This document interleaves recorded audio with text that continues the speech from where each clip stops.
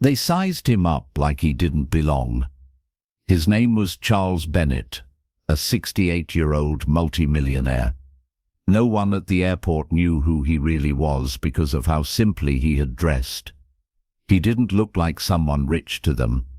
He looked like someone most people would ignore, and that's exactly what happened. Charles was standing in line for first class with his ticket in hand.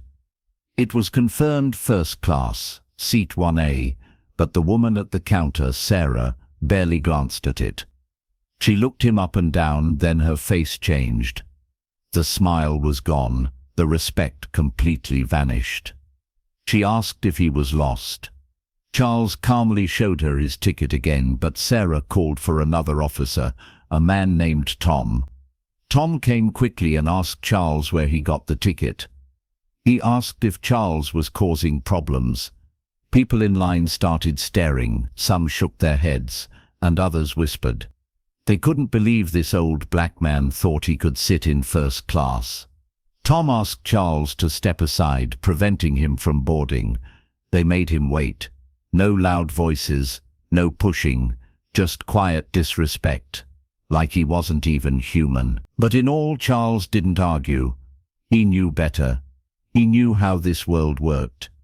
But inside, something heavy was growing. He thought about how many times this had happened before.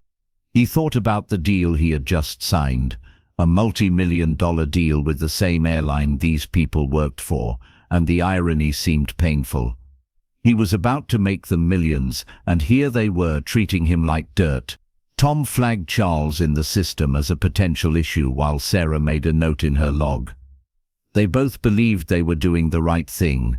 After all, how could a man dressed like that, a man with that skin, belong in first class?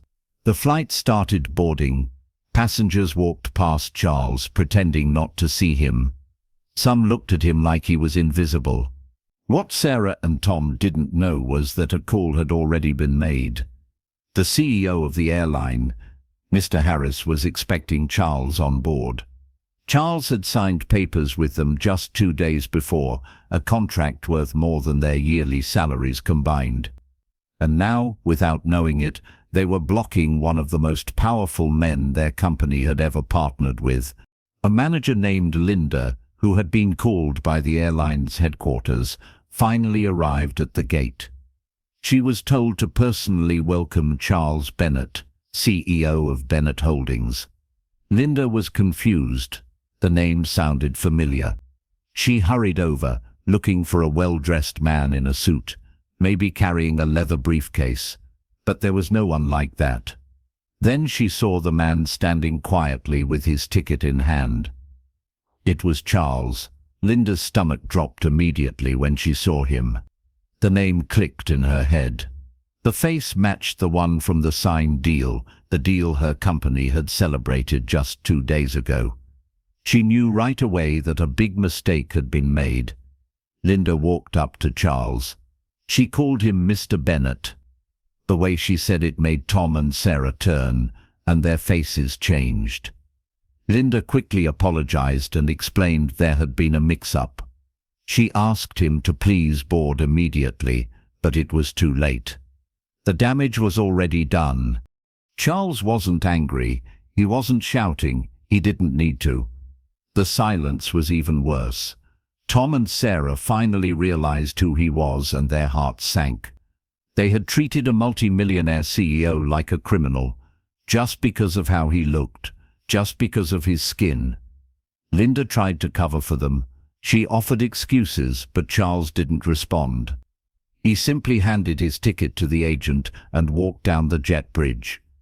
He didn't need to say anything. Everyone knew what had happened.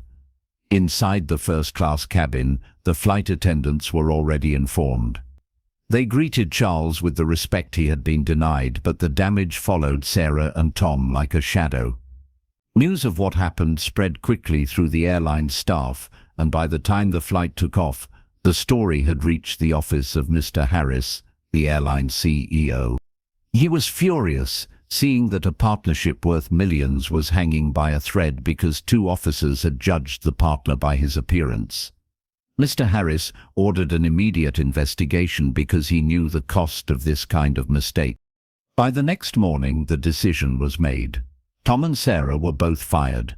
The airline made it public, and a formal apology was issued, not just to Charles, but to every customer they had ever mistreated in silence. The company promised changes, training, and new leadership at the gate. Charles wasn't interested in their apologies. He didn't need their words. He already knew what kind of people they were. He had seen it too many times before. This wasn't the first time he had been judged, but this time the world saw it too. The multi-million-dollar deal went ahead, but Charles made sure a clause was added. A clause about respect, about fair treatment, about accountability. He told the airline they were lucky. Lucky he didn't pull the deal. Lucky he gave them another chance. People heard about the story.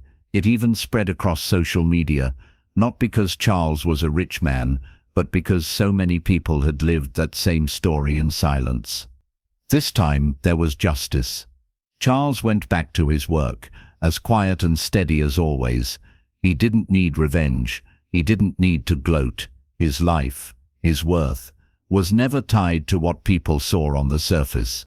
The ones who mattered knew who he was. The ones who judged him had lost more than just their jobs. They lost their dignity. And that's how it ended. A lesson, very clear: never judge a person by what you see. The person you dismiss today might be the one holding your future in his hands. What do you think about this story? Have you ever seen someone judged unfairly? Tell us in the comments. Don't forget to like this video, subscribe, and share it with someone who needs to hear this.